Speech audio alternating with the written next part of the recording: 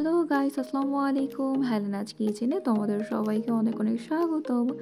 আজকে তোমাদের সাথে একটা নতুন এবং মজাদার একটা রেসিপি শেয়ার করতে যাচ্ছি, যেটা বগুড়ার মানুষদের কাছে ভীষণ জনপ্রিয় একটা খাবার। আর এই খাবারটার নাম হচ্ছে আলু ঘাটি। এটা করার জন্য আমাদের যা যা ইনগ্রেডিয়েন্টের প্রয়োজন হবে সেটা হচ্ছে আলু আর হচ্ছে ডিম। ডিমটা তোমরা হাঁস অথবা মুরগি যে কোনো একটা নিতে পারো। আমি এখানে মুরগির ডিম দিয়ে রেসিপিটা করে দেখাবো। তো চলো শুরু করা যাক। এখানে কয়েকটা আলু মাঝখান দিক থেকে এভাবে কেটে সেদ্ধ করে নিতে হবে। আর এটা আলু ঘাটি বলার একটাই কারণ, এখানে মূল ইনগ্রেডিয়েন্টসটাই হচ্ছে আলু।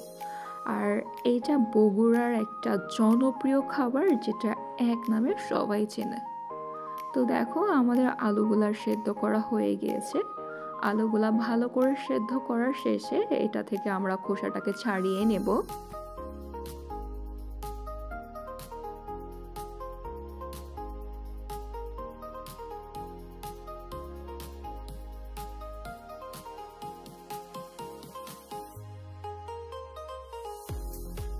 খোসাগুলা ছাড়ানোর পর দেখো, আমাদের সবগুলা আলু একদম রেডি ম্যাশ করার জন্য।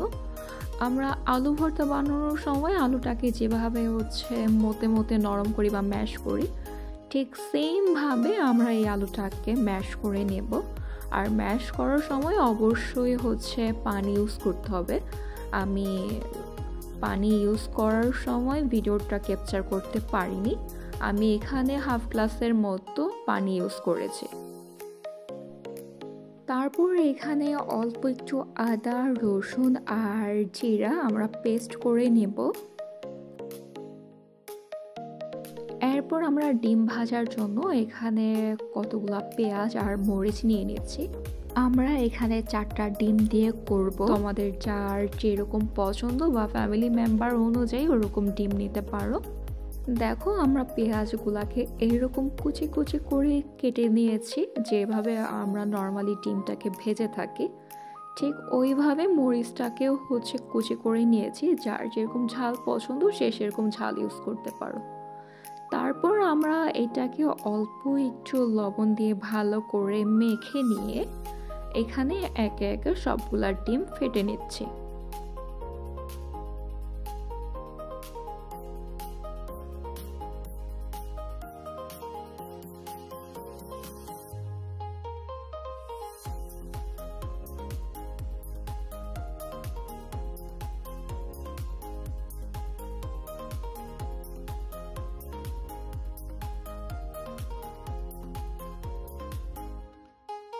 এরপর আমরা একটা কড়াই বসিয়ে নিব।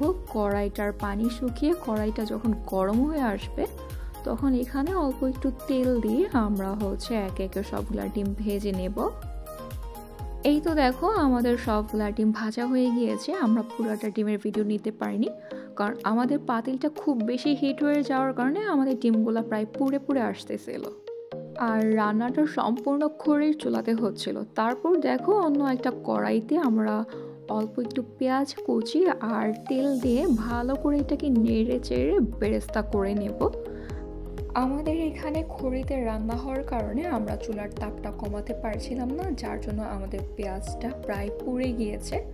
তোমরা পেঁয়াজটাকে বেরেস্তা করে নিয়ে তারপর এর মধ্যে ম্যাশ করে রাখা আলুর পেস্টটা দিয়ে ভালো করে এটাকে তেলের সাথে কষিয়ে নেবে। কষানো অবস্থাতেই আমাদেরকে দিয়ে দিতে হবে মরিচের গুঁড়া, হলুদের গুঁড়া, এরপর স্বাদ মতো লবণ। তোমরা এখানে চাইলে কাঁচা মরিচটা আস্ত অথবা ফালি করে দিয়ে ইউজ করতে পারো, অথবা তোমরা এটাতে চাইলে শুকনা মরিচের গুঁড়াটাও ইউজ করতে পারো। গুঁড়া মরিচের গুঁড়াটা যদি ইউজ করতে না চাও, যার যেরকম ঝাল পছন্দ সে এখানে ঠিক সেরকম ঝালটা ইউজ করতে পারো। তারপর সব শেষে দিয়ে দিতে হবে আমরা যে আদা রসুনের পেস্টটা করে রেখেছিলাম, সেই পেস্ট। এরপর আমরা ঝোলের জন্য এখানে পানি দিয়ে দেব। পানি দেওয়ার পরে এটাকে অবশ্যই নাড়াচাড়ার মধ্যে রাখতে হবে, নয়তো নিচে আলুটা লেগে যেতে পারে বা তলা পাকিয়ে যেতে পারে। নাড়াচাড়া করতে করতে যখন এটা টকবক করতে শুরু করবে অথবা বলক চলে আসবে, তখন আমরা এখানে ভেজে রাখা ডিমগুলো এক এক করে দিয়ে নিচ্ছি। ডিমগুলো দেওয়ার পরে আমরা এটাকে আরও একবার জাল করব।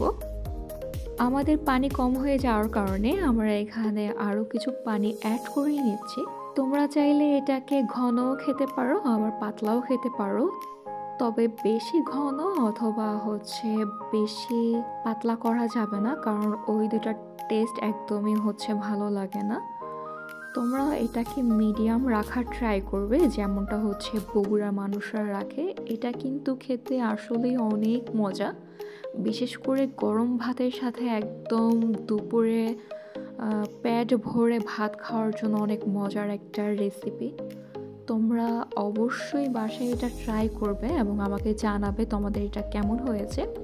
তো আজকে এই পর্যন্তই, আল্লাহ হাফেজ।